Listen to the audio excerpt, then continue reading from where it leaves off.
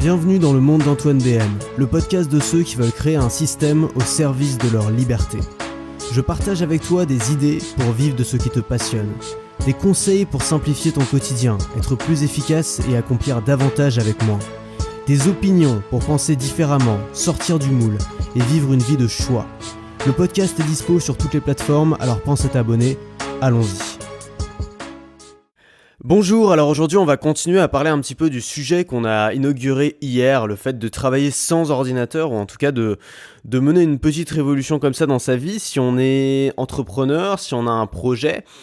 Et je suis allé voir un petit peu sur YouTube, j'ai vu qu'il y avait un petit peu de résistance et je suis très content parce que moi ça me saoule un peu quand je dis un truc et que tout le monde a l'air d'être d'accord, tu vois, c'est que je me suis, enfin tu vois, c'est que mon truc sert pas à grand chose, c'est que j'ai pas assez secoué les gens, c'est que j'ai pas assez, moi ce que j'aime bien justement c'est des trucs qui vont remettre un peu en cause les idées reçues.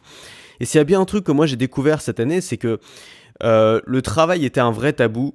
Enfin tu vois, c'est un tabou comme pourrait l'être l'argent, comme pourrait l'être le sexe, tu vois. Et moi j'ai envie de parler de travail, tu vois. Comme je vais pas me mettre à parler de sexe dans ce podcast, c'est pas trop mathématique. Je vais parler de travail plus, tu vois, de nos façons de travailler, parce que j'ai le sentiment que quand je touche au travail, je touche à un point sensible. Et je pense que je suis pas d'accord avec ça. Je pense que ça devrait pas être un point sensible. Je pense que ça devrait être quelque chose duquel on peut parler sans problème, duquel on peut proposer de nouvelles alternatives, duquel on peut essayer de trouver des changements.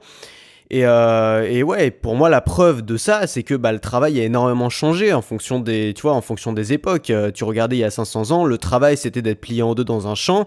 Tu regardais il y a 100 ans, le travail, c'était d'être assis à une chaîne de montage et à visser le même boulon pendant toute la journée. Et tu regardes aujourd'hui, le travail, c'est d'être assis devant un ordinateur, à faire des clics et à taper sur un clavier. Et je dis pas que c'est mal, en fait, c'est super en soi, l'ordinateur. Enfin, tu vois, le message de mon podcast d'hier, c'était pas dire l'ordinateur c'est mal, c'était pas dire moi j'adore l'ordinateur, j'aime trop l'ordinateur, c'est pour ça aujourd'hui que je veux me débarrasser d'un ordinateur. C'est parce que j'aime trop, enfin tu vois, c'est une fenêtre ouverte vers le monde entier, parce que t'as accès à Internet, parce que Internet c'est tout, c'est toute l'information du monde, c'est toutes les possibilités, tu vois, sur Internet tu peux créer 1 million de business, enfin tu vois, c'est fou tout ce que tu peux faire. Et c'est ça le truc, c'est que c'est une fenêtre ouverte, et alors je sais pas, il y a des gens visiblement qui arrivent très bien à ne pas regarder par la fenêtre, mais moi j'y arrive pas. Je dirais, je pense qu'il y a beaucoup de gens qui sont comme moi. Donc, le but de la formation que j'ai proposée hier, Business sans ordinateur, qui va te permettre de travailler d'une toute nouvelle façon, c'est-à-dire en utilisant des outils simples et des outils que tu as toujours sur toi, comme ton smartphone, comme du papier, un crayon, ces choses-là, et à te passer d'un ordinateur si tu fais un certain type de métier. Alors, pas tous, on va voir aussi ça. Alors il y a des gens qui m'ont dit oui mais moi j'ai aucun problème, je suis maître de tout, je gère parfaitement mon utilisation d'un ordinateur, mais c'est super, enfin tant mieux pour toi, je veux dire elle n'est pas du tout pour toi cette formation, si tout va bien, si t'as aucun problème. Je veux dire, moi je fais pas des formations pour les gens qui ont la meilleure vie du monde, pour qui tout va bien, qui ont aucun problème. Je fais des formations pour des gens qui cherchent des alternatives, donc si t'as aucun problème à gérer ton utilisation d'un ordinateur, c'est super pour toi, sincèrement, tu vois, cette formation elle est pas pour toi. Si maintenant t'es comme moi, c'est-à-dire que t'as une fenêtre ouverte, l'ordinateur, c'est une fenêtre ouverte vers un monde absolument extraordinaire où tu peux découvrir une infinité de choses différentes. Et que tu as du mal à fermer les rideaux et à travailler dans ton coin, bon bah voilà, et que tu te sens obligé d'ouvrir les rideaux et de regarder par la fenêtre toutes les 5 minutes pour voir s'il s'est passé quelque chose de nouveau, bah peut-être qu'il y a une solution, il y a une alternative, et c'est une alternative que j'aurais à te proposer aujourd'hui. Et cette alternative-là, elle consiste à remettre en cause le système de travail actuel qui consiste à passer sa journée à un bureau devant un ordinateur. Le système de travail actuel où les gens nous disent mais c'est ça le travail, c'est le bon travail, c'est exactement comme si tu demandais à quelqu'un il y a 500 ans c'est quoi pour toi le travail, mais évidemment c'est d'être plié en deux dans un champ, et c'est la bonne façon de travailler parce que mon père, mon grand-père et mon arrière-grand-père l'ont fait et que c'était des gens bien. Et à aucun moment tu remets en cause ça, tu vois, c'est pas ça dont on parle. Évidemment que c'était des gens bien, tu vois, mais juste peut-être qu'il y a d'autres façons de créer de la valeur, ou d'autres façons de gagner sa vie, ou d'autres façons de vivre ta passion. Et c'est ces façons-là dont je voudrais te parler. C'est ça dont je voudrais te parler dans cette formation. Alors ensuite, il y a aussi des gens qui m'ont dit moi je suis programmeur, ou alors moi je suis graphiste, ou alors moi je fais du montage photo, et donc j'ai besoin de logiciels spécifiques et je trouve pas d'équivalent sur tablette ou sur smartphone. Et pour ça, je suis tout à fait d'accord. Enfin, pareil, ma formation, elle s'adresse pas à vous, tu vois. Si t'es développeur, bien évidemment que t'as besoin d'un ordinateur. Enfin, en tout cas, je suppose. Je suis pas assez développeur pour savoir les outils dont t'as besoin pour être développeur. Moi, je suis créateur de contenu. Donc, je parle avant tout aux gens qui créent du contenu ou qui ont ce projet-là. Je parle aussi peut-être aux gens qui sont indépendants ou qui sont entrepreneurs et qui ont qui ont pas vraiment un business dans lequel elles travaillent, mais qui ont plutôt, tu vois, qui créent un système et qui ensuite, tu vois, leur boulot quotidien, surtout répondre aux mails, gérer les communications, trouver des idées, noter des stratégies, tu vois. Ces gens-là, je pense qu'ils peuvent se passer d'ordinateur et je pense que c'est surtout ces gens-là d'ailleurs qui sont qui sont les plus dépendants de l'ordinateur et qui perdent le plus de temps sur l'ordinateur. Les gens qui cherchent des idées, tu vois, parce que les idées, c'est pas devant un écran que tu les trouves. Enfin, tu vois, moi, j'ai pas mal voyagé quand même pour m'en être rendu compte, c'est que les idées, c'est pas devant un écran que tu les trouves, c'est sur une plage, c'est dans un nouveau logement, quand tu changes de logement, ou dans une nouvelle chambre d'hôtel, ou c'est sur une terrasse, ou c'est sur un rooftop, ou c'est quand tu te balades dans la rue, ou à l'autre bout du monde, ou chez toi, mais c'est pas devant un écran, c'est pas devant un écran que tu trouves des idées, à la limite tu trouves des solutions clés en main devant un écran, tu vois, sur internet, ça peut être pratique, mais c'est pas devant un écran que tu trouves des idées créatives et différentes, donc c'est aussi pour ces gens-là que je veux parler. Et donc bien sûr, si t'es programmeur, et honnêtement, même si t'es programmeur, alors si t'es programmeur, c'est pas ma formation qu'il faut suivre parce qu'on parle pas de ça, tu vois, moi je connais rien, je vais pas faire croire que je suis programmeur pour vendre des formations, ça m'intéresse pas, tu vois, mais je parle aux gens qui connaissent, enfin tu vois, qui sont un peu dans le même cas que moi. Maintenant, si t'es programmeur, regarde si t'es programmeur, est-ce que vraiment aujourd'hui on a besoin d'un ordinateur pour programmer? Est-ce qu'on pourrait pas utiliser une machine qui permet de faire que ça? Exactement comme les ordinateurs dans les années 80 et 90, tu vois, c'est-à-dire des machines où tu n'avais pas d'interface graphique, où tu étais obligé finalement de taper des lignes de code pour l'utiliser. Cet ordinateur-là, tu n'allais pas scroller sur Facebook, tu vois, il n'y avait pas moyen, donc c'était juste finalement du code, tu faisais que du code. Donc est-ce qu'aujourd'hui, il n'existerait pas des machines, ou alors on pourrait pas concevoir des machines, à mon avis c'est pas si compliqué, tu vois, qui sont monotâches, c'est-à-dire qui permettent uniquement de faire du code. Peut-être que ça existe déjà, j'en sais rien, tu vois, mais ça serait intéressant. Un programmeur, il a pas besoin d'une machine pour aller sur Facebook et YouTube, un programmeur, il a besoin d'une machine pour faire du code, c'est tout, tu vois. Exactement comme un écrivain, il a pas besoin d'avoir une machine qui permet qui permet d'aller faire des achats sur Amazon ou de voir quel temps il fait demain. Un écrivain, il a juste besoin d'avoir une machine qui écrit. Et ça peut être intéressant, ça serait même de reconfigurer ton métier. Tu regardes le métier que tu fais aujourd'hui, écrivain, créateur de contenu, programmeur, graphiste, tu vois. Et tu te dis, est-ce que j'ai vraiment besoin d'une machine qui fait tout ça ? Et si la réponse est non, et je pense que dans beaucoup de cas la réponse sera non, comment est-ce que je pourrais peut-être concevoir une machine ? Je te dis pas utiliser ton smartphone si t'es programmeur évidemment, tu vois, mais concevoir une machine ou reprogrammer une machine ou redévelopper une machine ou trouver une machine qui permet de faire uniquement ce que tu as envie de faire. Regarde, par exemple, si t'écris, t'as rien envie de faire d'autre. Pourquoi t'achèterais un ordinateur ? Tu vois, t'as d'autres solutions quand même pour écrire. T'as juste besoin d'un clavier finalement. Regarde, la meilleure façon d'écrire, on dit souvent, c'est de taper du texte sans se relire. Juste taper, et puis plus tard faire de la post-production, exactement comme une vidéo, tu vois, où tu vas tourner, puis ensuite tu vas faire un montage. Bah, quand t'écris, tu vas écrire sans revenir en arrière. C'est comme ça qu'on écrit, c'est comme ça qu'on reste dans le flow. Et puis ensuite tu vas revenir en post-prod et là tu vas corriger les fautes, tu vas changer quelques trucs. Mais t'as pas besoin d'un ordinateur quand t'es juste dans la phase de production, quand t'es juste dans la phase de flow. Peut-être que tu peux trouver une alternative, peut-être juste un clavier Bluetooth connecté à ton iPhone, tu vois, que tu vas même pas regarder, que tu vas poser à l'envers sur la table, tu vois. Pourquoi pas une machine à écrire, mais tu sais, il y a des machines à écrire modernes maintenant, je me suis pas mal renseigné, j'en ai trouvé plusieurs. Il y en a une par exemple, là on en parle dans la formation, il y en a une par exemple qui s'appelait Hemingwrite, qui s'appelle maintenant FreeWriter, il me semble. Non, FreeWrite, ça s'appelle FreeWrite. C'est une machine qui permet c'est une machine à écrire, alors elle coûte un peu une blinde, c'est pour ça que j'ai trouvé des alternatives moins chères, mais c'est une machine à écrire qui permet qui est connectée en fait, c'est-à-dire qu'elle n'est pas connectée en mode tu peux aller sur Facebook, elle est connectée en mode tout ce que tu vas taper, ça va être synchronisé avec Google Drive ou avec Evernote ou avec ce que tu veux, tu vois, ça va être synchronisé avec le cloud, ça va aussi être enregistré en local dans la machine et tu vas juste taper du texte avec c'est un look de vieux machine à écrire et t'as un petit écran e-link, tu vois, donc comme un écran de Kindle ou de liseuse, et ça permet juste de faire ça. C'est une bonne idée, je dis pas que c'est la solution, je dis que c'est une idée et ça peut être intéressant de s'y intéresser. Ça peut être intéressant d'aller voir ce qu'il y a, ailleurs et pas simplement de se dire je suis un écrivain donc j'ai besoin d'un ordinateur. Exactement comme c'est pas forcément ce qu'il y a de plus intéressant de se dire je sais pas, je suis graphiste donc j'ai besoin d'un ordinateur et je me pose même pas la question. Faut pas oublier qu'un ordinateur, ça existe depuis 20 ans maintenant, tu vois, un peu plus, mais c'est pas un truc, tu vois. Comment ils faisaient les gens avant ? Comment ils faisaient dans les années 50 ? Est-ce que vraiment, dans les années 50, les gens étaient moins productifs ? Alors sûrement pour faire beaucoup de tâches, tu vois, pour faire toutes les tâches du secteur tertiaire aujourd'hui, où ça consiste à échanger de l'information, à faire des réseaux, des bases de données. Évidemment, l'informatique a fait gagner une productivité énorme. Mais est-ce que les écrivains, il suffit de regarder, non, c'est pas vrai, tu vois, on sait bien que les écrivains étaient pas moins productifs à l'époque l'époque qu'aujourd'hui. Tous les artistes n'étaient pas moins productifs à l'époque qu'aujourd'hui, au contraire. Regarde, enfin, tu vois, des trucs genre, je sais pas, Picasso, je crois qu'il a fait 15 000 peintures dans sa vie, tu vois, ou 17 000, enfin, c'est un truc hallucinant. Donc tous les gens qui me disent c'est impossible de faire de la quantité et d'être reconnu ou de faire de la qualité aussi, bah, je leur dis regarde juste Picasso, regarde ce qu'il a fait. Enfin, ce mec arrivait à faire quasiment une toile par jour, voire plus, tu vois, de temps en temps. Donc c'est possible. Est-ce que la technologie a permis à tous ces gens-là, aux artistes ou aux créateurs de contenu ou les gens qui avaient un message à diffuser d'être plus productifs? Je suis pas sûr de ça. Donc ça vaut le coup de réfléchir à ça, ça vaut le coup de prendre du recul, de remettre en cause son métier. Et je sais que c'est difficile. Et ça, c'est vraiment un truc, j'ai découvert ça cette année, c'est que le travail, c'est un tabou, mais c'est un vrai tabou, tu vois, et du coup, j'ai envie d'en parler, j'ai envie de mettre le doigt dessus. Je serai au Web Entrepreneur Day, là, d'ailleurs, en début février, je t'ai mis un lien sur Facebook, sur Instagram, voilà, je viendrai pour faire une petite conférence, ça fait déjà 3 ans là que j'y vais, c'est assez sympa, et je me suis dit, justement, j'allais parler de ça, j'allais mettre le doigt dessus, j'allais parler du travail, j'allais parler du travailler plus pour gagner plus, qui pour moi c'est pas que c'est une escroquerie, c'est juste que c'est un slogan qui sonne bien, mais ça veut pas dire grand chose, et au final, c'est pas vrai en fait. Je veux dire, théoriquement, c'est pas vrai. Il y a des gens qui travaillent moins, qui gagnent plus, tu vois. Il suffit de regarder autour de soi. Donc j'ai envie de parler de ça et j'ai envie d'un peu de secouer ce tabou-là parce que c'est un tabou auquel j'ai cru pendant des années. J'ai cru ça moi aussi pendant des années. J'ai cru les valeurs qu'il y avait autour du travail. Pendant des années, j'ai cru que le travail, c'est être assis derrière un bureau devant un ordinateur. Et aujourd'hui, je découvre que bon, le travail, ça peut se vivre de manière totalement différente. Tu peux travailler en marchant, tu peux travailler en te baladant dans la rue, tu peux travailler n'importe où dans le monde.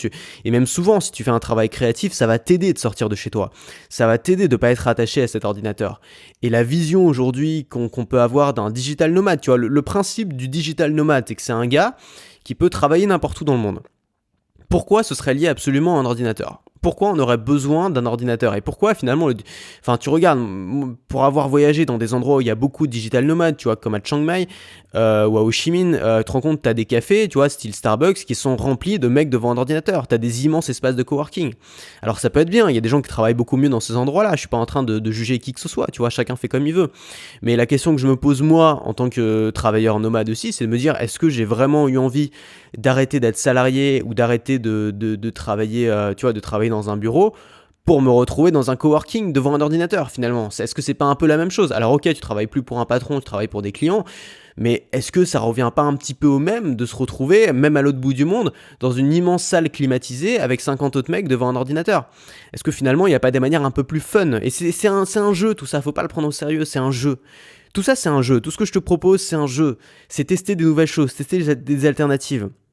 Et ça peut être super amusant en fait. Mais juste, si on est en mode fermé d'esprit, en se mettant des œillères, en disant le travail c'est comme ça et pas autrement, je suis développeur donc j'aurai besoin toute ma vie d'un ordinateur, je suis graphiste donc j'ai besoin d'une tablette graphique et rien d'autre. Et voilà, si on se met des œillères et qu'on se dit moi mon travail il est comme ça et pas autrement, sous prétexte simplement que les autres qui font ce travail-là utilisent ces outils-là, c'est un peu réducteur. Regarde, il y a plein de domaines dans l'art, il y a plein de domaines où les gens ont voulu justement casser un peu les codes. Regarde dans le cinéma, il y a des gens qui ont fait des films avec un smartphone. Et ces films, ils sont sortis au cinéma. Alors, je dis pas que c'est les meilleurs films du monde, mais je dis que ces gens-là ont osé casser les codes, parce que dans le cinéma, c'est quand même un endroit où il y a beaucoup de matos, tu vois. Ils se sont dit, moi, je vais remplacer la caméra de 80 kilos ou de 120 kilos par un smartphone, et je vais essayer de faire un bon film avec ça. C'est un jeu, c'est un défi, et ça peut. Ces mecs-là sont pas tous des glandus. Ces mecs-là, ça vaut le coup de les écouter, parce que ils ont eu le mérite de tenter quelque chose de radicalement différent. Même dans le domaine du cinéma, tu vois, pourquoi il faut une équipe de 50 personnes pour faire une petite scène ? Regarde. Il y a un gars qui est parti, il y a un gars qui s'appelle Antoine de Maximi, qui est une de mes idoles dans la vie, j'adore ce mec, qui fait J'irai dormir chez vous. Je sais pas si tu vois l'émission de télé où le mec part tout seul avec il a 2 petites caméras, trois petites caméras, une petite caméra qui est accrochée à un bras qui filme sa tête, donc c'était le vlog bien avant l'invention du vlog, une caméra qui est accrochée à son épaule qui filme devant lui, et une caméra de poing qui lui permet de filmer un peu tout ce qu'il veut, tu vois. Il part absolument tout seul, à l'autre bout du monde, il se catapulte à l'autre bout du monde et il fait des émissions de télé qui sont ultra populaires parce qu'elles sont ultra authentiques, parce qu'il va chez les gens, il discute avec eux et seulement à la fin il leur demande l'autorisation de passer à la télé, mais pas une seule seconde avant les gens pensent qu'ils vont passer à la télé. Du coup ils sont naturels, ils sont pas là en mode coincé, il faut absolument que je montre une bonne image de moi parce qu'on va passer aux 20h, tu vois. Ils sont pas, tu vois, ça a rien à voir les images qu'il peut avoir. Ce mec là est parti il y a quelques années il est parti aux États-Unis. Il a fait un saut en parachute, tu vois, pour débarquer là-bas, pour faire l'intro de son film. Il a traversé tous les États-Unis en voiture, tu vois. Il a acheté une vieille voiture, un corbillard, tu vois, qu'il a repeint en rouge. Il a traversé tous les États-Unis dans son corbillard. Il est allé rencontrer les gens. Et il a fait un des meilleurs films, selon moi, un des meilleurs films documentaires qui a jamais été fait. C'est-à-dire que je suis allé voir ce film au cinéma, j'ai revu plusieurs fois depuis, c'est un film qui est absolument excellent, qui a tout, tu vois, qui a l'émotion, qui a la musique, qui a la joie, qui a, tu vois, il y a des moments où tu pleures, il y a des moments où tu ris, enfin il y a tout pour faire un excellent film, mais c'est un documentaire, tu vois. Mais c'est pas un documentaire en vrai, c'est pas un documentaire en mode on va vous montrer la vie de ces gens-là, mais on n'a rien à voir avec eux. C'est une aventure, et c'est une aventure à la première personne. Ce mec-là a fait un film qui a fait, alors je sais pas si ça a bien marché ou pas, tu vois, mais ça a sûrement fait beaucoup d'entrées. Enfin, ce mec-là est assez populaire. Il a fait tout seul son film. Enfin, évidemment, il y a des gens qui l'ont aidé pour le montage et tout, mais il est parti tout seul à l'autre bout du monde. Il a fait le tournage intégralement tout seul. Et ça, c'est un, tu vois, beaucoup de gens vont pas le croire quand tu vas raconter ça, mais c'est vrai. Il suffit de regarder, tu vois, enfin, c'est bon, c'est un mec honnête. Il suffit de regarder comment il travaille. Il travaille vraiment tout seul, tu vois. C'est pas en mode Man vs Wild où il fait genre il est seul, mais il y a une équipe derrière. Il est vrai, il part vraiment à l'autre bout du monde tout seul. Et de toute façon, tu le vois dans les yeux des gens qui sont en face de lui. Ils sont pas du tout pareils, ils sont beaucoup plus authentiques. Et ça fait un film qui est extraordinaire, qui est génial, tu vois. Pour te montrer qu'il faut pas avoir peur parfois de casser la façon dont les gens travaillent. Tu vois, le cinéma, c'est bien une industrie quand même qui est ultra, tu vois, qui est ultra dépendante d'un matériel ultra lourd, ultra compliqué, d'une équipe de tournage. Enfin, il y a des tas de gens qui disent ouais, moi je veux faire un film, mais j'ai besoin de 10 millions, tu vois. Mais est-ce que tu as vraiment besoin de 10 millions pour faire un film? Est-ce que tu as vraiment besoin de ce budget-là pour faire le film que tu veux? Est-ce que tu peux pas avoir des façons créatives de faire le truc différemment? Et Antoine de Maximi, c'est pour ça qu'il l'a fait au départ, c'est parce qu'il voulait faire des commentaires à pas cher, tu vois, et c'est des documentaires à pas cher. Et le film, il avait les moyens de faire un film bien, parce que tu vois, ça marche, ça cartonnait ce qu'il faisait, il aurait pu très bien lever de l'argent pour faire son film. Mais il a juste envie de casser ce carcan qu'on impose dans ce milieu-là, en disant tu peux pas faire un bon film si t'as pas la caméra de 70 kilos et une équipe de 50 personnes. Il a voulu prouver le contraire, je pense, ça fait un peu partie de sa personnalité, c'est un gars qui aime se lancer des défis. Et il l'a prouvé d'une manière magistrale dans le film-là. Et je pourrais te montrer ce que je vois te prouver aujourd'hui, c'est que tu peux faire la même chose dans ton business. C'est-à-dire que tu peux avoir un résultat qui est aussi bon, voire meilleur que vont avoir tous tes concurrents, mais en travaillant avec des outils qui sont beaucoup plus simples et beaucoup plus légers. Notamment si tu es créateur de contenu, tu vois, créateur de contenu c'est un autre, tu vois, c'est vraiment un domaine dans lequel ça se ressent. Il y a des gens qui ont le super matos, la super caméra, les super éclairages, le super décor. Tu vois sur YouTube, tu vois, il y a même des gens qui ont une équipe de prod derrière. Regarde même Norman ou Cyprien et tout, tu vois, à un moment ils sont devenus super populaires, ils ont commencé à bosser dans un studio avec une équipe et tout, leurs vidéos ont perdu énormément d'authenticité. Et finalement qu'est-ce qu'ils font? Bah tu vois Norman il se retrouve à filmer tout seul chez lui avec son sèche-linge derrière, parce que finalement il a pas trouvé de meilleure recette. Et on voit bien, c'est pas les vidéos qui sont les mieux montées, c'est pas les vidéos qui sont les plus jolies, c'est pas les vidéos qui ont le meilleur grain, qui sont les plus intéressantes à regarder sur YouTube. Certainement pas. Les vidéos les plus intéressantes, selon moi, à regarder sur YouTube, c'est juste des gens authentiques qui ont un univers à partager. Que ce soit des gens qui fassent de la fiction ou des gens qui fassent des vidéos contenu, on s'en fout. Moi, ce qui m'intéresse, c'est l'univers que les gens proposent. Tu vois, un autre exemple, Solange te parle. Je t'invite à aller écouter l'interview de Solange te parle, interviewée par Antonin Archer dans Nouvelle École, c'est un podcast. Où elle va justement t'expliquer ça, que elle, ce qui l'intéresse, c'est les youtubeurs, c'est pas la prod derrière, c'est l'univers. Et cette youtubeuse-là, je sais pas si tu connais Solange te parle, mais cette youtubeuse-là a su créer justement un univers qui lui est propre et qui a une identité extrêmement forte, sans aucun moyen, tu vois. Bon, ces vidéos, elles sont, tu vois, techniquement, n'importe qui peut faire ça, c'est pas compliqué. N'importe qui peut faire un podcast, hein. Je veux dire, t'as juste besoin d'un micro qui se branche sur un téléphone, hein. Moi, c'est le truc le plus simple du monde, hein. Ça coûte rien, je veux dire, c'est gratuit, t'as même pas besoin de micro, en fait. Tu peux même enregistrer avec ton téléphone directement, le mettre en ligne. C'est gratuit. Ce qui a de la valeur, c'est peut-être les idées, c'est peut-être le message que tu fais passer, c'est peut-être la façon dont tu vas vouloir aider les gens, c'est peut-être les discours, là, comment tu vas les construire, c'est peut-être les idées que tu vas poser sur la table. C'est peut-être ça, mais bon, évidemment, le matériel, ça sert à se cacher aussi derrière quelque chose. Si t'as du matériel très lourd, si t'as le PC de gamer, tu vas avoir l'impression que tu codes mieux, mais est-ce que c'est vraiment le cas, tu vois? Est-ce que finalement le code c'est juste écrire? Tu pourrais même théoriquement le faire sur papier. Alors évidemment, je sais bien hein, que ça impliquerait plein de trucs super chiants, mais je veux dire, c'est juste un langage. Et la création de contenu, c'est rien d'autre qu'un langage aussi. Et c'est un langage qui n'a pas besoin de matériel à la base. C'est le langage le plus simple du monde. Tu parles, les gens t'écoutent. C'est le truc le plus simple du monde. Simplement, aujourd'hui, on a Internet. Donc, la seule chose que ça change, c'est qu'on peut démultiplier ton audience à l'infini. Et c'est extraordinaire. Mais est-ce que pour ça, tu as besoin de démultiplier tes moyens de production? Est-ce que tu pourrais pas revenir à quelque chose d'extrêmement simple? Donc, pour moi, l'ordinateur, je suis pas contre l'ordinateur. Pour moi, l'ordinateur, c'est parfait pour concevoir un système. Par exemple, pour mettre en place, tu vois, si tu crées un business, ça peut être bien d'avoir un ordinateur. Si tu crées une chaîne YouTube, ça peut être bien d'avoir un ordinateur. Tu vas faire ton logo, tu vas faire tes images, tes trucs de base, tu vois. Les trucs qui vont pas changer.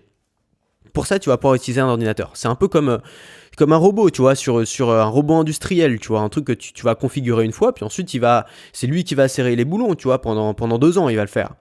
Mais le but, c'est pas de le reconfigurer tous les jours. Le but, c'est que tu le configures une fois et que tu sois capable de le refaire. Donc pour moi, l'ordinateur, c'est parfait. Mais le but, pour moi, parce que voilà, c'est peut-être pas le cas pour tout le monde, mais le but pour moi, c'est d'être capable de m'en passer au quotidien. C'est-à-dire dans mon process quotidien. C'est-à-dire que l'ordinateur, je continue à l'utiliser pour mettre en place ces systèmes, mais j'essaie de l'éliminer pour le process quotidien. C'est-à-dire que j'ai pas envie d'avoir besoin d'un ordinateur pour faire une vidéo, pour faire un podcast. J'ai pas envie d'avoir besoin d'un ordinateur pour le mettre en ligne. J'ai pas envie d'être dépendant d'un ordinateur pour faire une formation. J'ai pas envie d'être dépendant d'un ordinateur pour mettre en ligne cette formation et pour faire des ventes. J'ai pas envie d'être dépendant d'un ordinateur pour communiquer avec les gens qui bossent avec moi. Moi, j'ai envie juste de pouvoir appuyer sur un bouton. Exactement comme le but du robot qui bosse pour toi, c'est que tu le configures une fois, c'est pas que tu le configures à chaque fois, sinon ça ne servirait à rien d'avoir un robot, c'est que tu le configures une fois et qu'ensuite tu es juste à appuyer sur un bouton et qu'il répète la même tâche tous les jours. Et je pense qu'on perd beaucoup de temps à travailler dans le process et non pas à créer un process qui travaille pour soi. Et pour moi, un des intérêts de travailler avec un smartphone ou de travailler avec des outils qui sont plus nomades qu'un ordinateur, c'est justement de se forcer à faire un process qui n'a pas besoin qu'on travaille dedans. C'est-à-dire qu'il y a juste besoin, tu vois, un système extrêmement simple, un système qui va pas nécessiter qu'allez, on allume la machine, allez, on s'installe, allez, on ouvre tel logiciel, allez, on ouvre tel truc, allez, on ouvre 5 onglets parce qu'on sait jamais, il faut faire de la veille en même temps. Non, tu vois, on n'a pas besoin peut-être de tout ça, juste faire la tâche pour laquelle, tu vois, t'as besoin de trouver des idées, t'as pas besoin d'un ordinateur pour trouver des idées. Soit tu sors une feuille de papier, soit tu sors un smartphone, t'ouvres un document et hop, tu notes tes idées. T'as juste besoin de noter des mots, tu vois, c'est rien d'autre que des mots finalement, des idées. Tu crées du contenu, c'est rien d'autre que de la vidéo ou de l'audio ou des mots sur un papier. On n'a pas forcément besoin de tout ce système-là. Voilà, donc moi c'est très bizarre parce que je travaille sur le web mais sans ordinateur, tu vois, c'est quand même rare. Tu vois pas beaucoup de gens qui travaillent sur internet sans ordinateur. Quand quelqu'un me demande ce que je fais, je dis travaille sur internet, c'est ce que je fais, tu vois. Mais sans ordinateur. C'est-à-dire que j'utilise très très peu aujourd'hui d'ordinateur. Parce que pour moi, l'important, c'est pas l'outil. J'ai pas envie de me définir par l'outil que j'utilise. On s'en fout, tu vois. C'est comme la plateforme. Les gens sont obsédés par la plateforme. Les gens sont obsédés par comment réussir sur YouTube. Mais c'est quoi ton objectif ? C'est qu'il y ait un joli chiffre en dessous de ta vidéo sur YouTube ? Ou c'est que ton message soit transmis, que tu fasses des ventes, que tu arrives à impacter les gens ? Est-ce que vraiment tu penses que c'est que YouTube qui peut te permettre de faire ça ? Est-ce qu'il n'y a pas d'autres plateformes ? Est-ce que tu peux pas le faire de manière individuelle ? Est-ce que le message c'est pas plus important que l'outil ? Et beaucoup de gens substituent le message à l'outil en pensant que l'outil c'est tout, tu vois. Et pendant longtemps j'ai fait des vidéos sur comment maîtriser YouTube et tout, mais en fait on s'en fout. Et c'est pas ça qui compte, c'est pas comment maîtriser YouTube, c'est comment maîtriser ton discours, c'est comment maîtriser tes idées, c'est comment maîtriser la vente, c'est comment gérer tout ça, comment trouver des clients, comment les fidéliser, comment créer un business autour de ta passion, comment créer un système qui travaille pour toi et pas un système dans lequel tu travailles. L'important c'est ça finalement, c'est pas l'outil. L'outil c'est bien un outil, mais un outil ça évolue, un outil c'est fait pour évoluer. De la même manière qu'à une époque on utilisait des haches pour couper du bois, ensuite on a utilisé des scies et bientôt ce sera fait peut-être par des robots, tu vois. On n'a pas besoin de se définir par l'outil parce que l'outil évolue, parce que l'outil change, parce que surtout sur internet. Alors internet, les outils ils changent tout le temps, tu vois. Alors tu peux faire partie de ces gens-là et j'en ai fait partie pendant des années qui cherchent sans arrêt le dernier logiciel à la mode, tu vois. Moi j'ai dû utiliser 55 logiciels de gestion de tâches et au final j'en utilise même plus aujourd'hui. Parce que pendant super longtemps, j'ai cru que l'outil que j'allais utiliser, c'était ça qui allait me permettre de bien pouvoir gérer mes tâches. En fait, c'est n'importe quoi. L'outil peut t'aider, mais l'outil va pas faire le travail à ta place. Et si tu arrives en fait à éliminer tout le superflu, à éliminer tout ce qu'il y a autour, à éliminer la plateforme, à éliminer l'outil, à rendre tout ça invisible, pour te concentrer seulement sur le cœur de ton travail. Et ça veut dire quoi ? Ça veut dire qu'en tant que codeur, c'est te concentrer sur l'écriture du code. Et c'est de l'écriture, hein, c'est rien d'autre que ça. En tant que graphiste, se concentrer sur le fait de dessiner. En tant que créateur de contenu, se concentrer sur le message, sur le discours, sur ce que tu vas proposer aux gens, sur ce que tu vas mettre sur la table. Quand tu arrives à substituer l'outil et la plateforme au message, c'est-à-dire à la production, à ce que tu as à produire, que ce soit du code, que ce soit des dessins ou que ce soit des mots, si tu arrives à substituer l'outil au message, tu as finalement touché la forme la plus pure de ton travail. Et là où tous les gens sont en train de crier, sont en train de s'engueuler, sont en train de se déchirer pour savoir quel est le meilleur ordinateur, quel est le meilleur smartphone, quel est le meilleur outil, quel est le meilleur logiciel, tu vois, il y a l'école Final Cut, il y a l'école Premiere, et puis à côté, t'as juste le mec qui fait du montage comme personne, juste qui a compris un truc, tu vois, qui est pas obsédé par la plateforme qu'il utilise. qui est pas obsédé par l'outil qu'il utilise, mais qui est obsédé par la manière dont il va travailler. Et là où tous les gens sont en train de se battre, mais finalement ils font tous la même chose avec des outils différents, toi tu peux faire quelque chose qui a radicalement rien à voir, mais juste qui est sur une autre planète, tu vois. Déjà si tu te retrouves à réussir à travailler sans passer ta journée assis à un bureau devant un ordinateur, le dos courbé et les mains sur un clavier, tu vivras déjà sur une autre planète que la plupart des gens. Les gens vont pas comprendre. Les gens, tu vois, tu vas même pas être capable de dire combien d'heures tu travailles par jour parce que ton travail, tu pourras même plus, tu vois, c'est plus du travail au bout d'un moment. C'est-à-dire que t'as plus l'impression de bosser. Évidemment, tu travailles. Genre moi, quand je lis un bouquin qui parle de business, qui est en anglais, évidemment, je travaille. Tu vois, ces trucs qui vont m'être utiles. Quand je suis en train de me balader dans la rue et que je réfléchis à des idées et que je note tout ce qui me vient par la tête, évidemment que je travaille. Mais c'est pas du travail. Quand je suis une formation ou que j'écoute un podcast, bien sûr que c'est du travail, mais en vrai, c'est pas du travail. Je le ressens pas comme du travail. J'ai pas l'impression que c'est du travail. Parce que moi, je suis juste en train de me balader, de faire un truc que j'aime. Et je suis pas. Tu vois, le travail, on a besoin que ce soit défini. Tu vois, on a cette valeur travail qui nous dit le travail, c'est important, c'est le mérite et tout. Et donc, pour être méritant, il faudrait passer sa journée devant un ordinateur. Mais c'est juste maintenant. Qu'est-ce que ce sera dans 200 ans ? Si ça se trouve, dans 200 ans, ce sera complètement ringard de passer sa journée devant un ordinateur. Exactement comme aujourd'hui, ça fait envie à personne de passer sa journée pliée en deux dans un champ ou de passer sa journée assis à une chaîne de montage à serrer le même écrou toute la journée. Donc, tout ça, c'est juste un instant T. Aujourd'hui, c'est l'outil qu'on utilise, mais et si on arrêtait d'être obsédé par l'outil et qu'on essayait de penser au résultat ? À quoi ça sert de passer ta journée dans un champ ? Quel est le but ? Qu'est-ce que tu veux produire à la fin de la journée ? À quoi ça sert de passer sa journée à une chaîne de montage ? Qu'est-ce que tu veux produire à la fin de la journée ?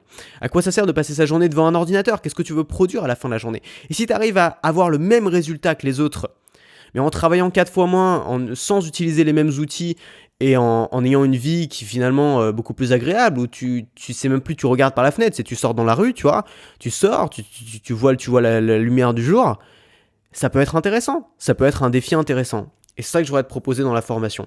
Alors je ne te l'ai pas vraiment présenté hier, mais je voudrais te présenter le programme de cette formation. D'abord, on va faire une petite intro où justement je vais essayer de te résumer pourquoi on n'est pas fait pour l'ordinateur, pourquoi pour moi, selon moi, c'est un peu une illusion et comment on peut s'en passer.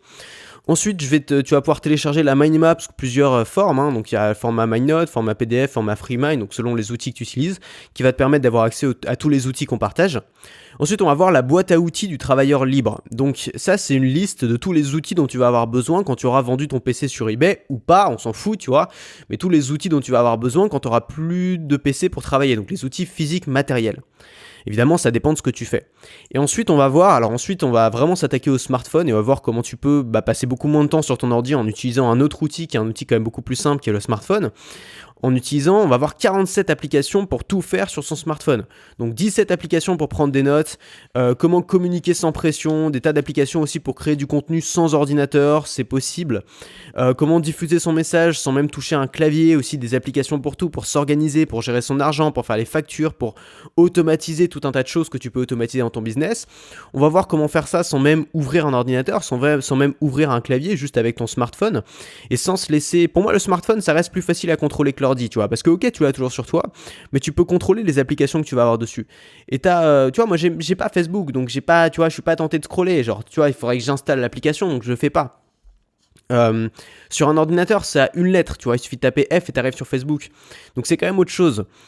C'est aussi un outil qui te permet de travailler tout le temps. Quand tu travailles beaucoup avec des idées, c'est indispensable d'avoir. Alors ça peut être un carnet de notes aussi. Tout ça, tu peux le faire sur papier quasiment.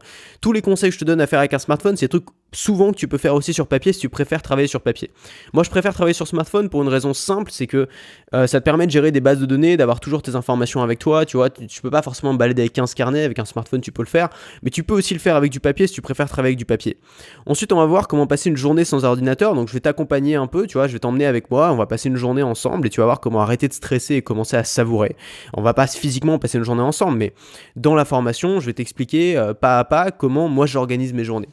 Et puis enfin, on va voir d'autres idées, donc un peu tout ce qui rentre pas dans les autres cases. Comment gérer un peu les 5% du travail restant, les 5% où tu sens que tu as vraiment besoin d'un ordinateur. Comment continuer à travailler confortablement, même si on n'a plus de clavier sous la main, même si on n'a plus de grand écran 17 pouces. Comment écrire avec un vrai clavier. Comment gérer ses mailing lists, comment gérer la vente, comment gérer la comptabilité, toutes ces choses-là qui peuvent paraître un peu impossibles à faire sans smartphone. Il y a d'autres solutions qui existent, notamment le fait de déléguer, il y a plein de trucs qui sont possibles, il y a plein d'outils qui permettent de le faire. Donc on va voir tout ça ensemble, on va voir tout ça dans la formation, c'est disponible jusqu'à samedi. Encore une fois, c'est pas une formation pour les gens qui se sentent pas concernés. Si tu penses que t'es maître de tout, que tu gères ton utilisation de l'ordi comme personne et que tout va bien dans ta vie, n'achète pas cette formation, bien évidemment, c'est pas pour toi. Si t'es graphiste ou programmeur et que tu penses que ton métier est 100% dépendant d'un ordinateur, pareil, n'achète pas cette formation, c'est pas pour toi. Achète cette formation seulement si tu te sens concerné par ça. Si tu te dis, voilà, moi j'aimerais, tu vois, je suis créateur de contenu ou alors j'ai un projet sur le web et j'ai l'impression que je passe trop de temps devant un écran et je voudrais me séparer de ce mur qui est en face de moi et je voudrais travailler d'une façon qui est radicalement différente, qui a rien à voir. Ça peut être le premier pas. Peut-être après tu pourras créer ton propre système, tu vois, mais ça c'est le premier pas. Voilà, moi je te propose un premier pas, c'est dans la formation, c'est prêt, c'est jusqu'à samedi, c'est un truc qui pourrait vraiment changer ta façon de travailler. Ou pas, ça dépend si tu appliques les conseils, si ça marche avec ton business, avec ce que tu fais. Donc le mieux c'est d'aller voir, tu as un lien qui est en description, qui t'emmène sur la page de présentation de cette formation, tu peux aller voir, si ça t'intéresse tu peux la prendre. C'est simplement disponible à un tarif préférentiel jusqu'à samedi. Donc voilà, nous on se retrouve dans la formation, on se retrouve très vite dans le prochain podcast, à plus tard. Si cet épisode t'a plu, pense à laisser un avis sur Apple Podcast. Ça te prend 1 minute, tu n'auras à le faire qu'une seule fois et ça m'aide énormément à me faire connaître. Si tu veux continuer à te poser des questions avec moi, bien sûr, abonne-toi.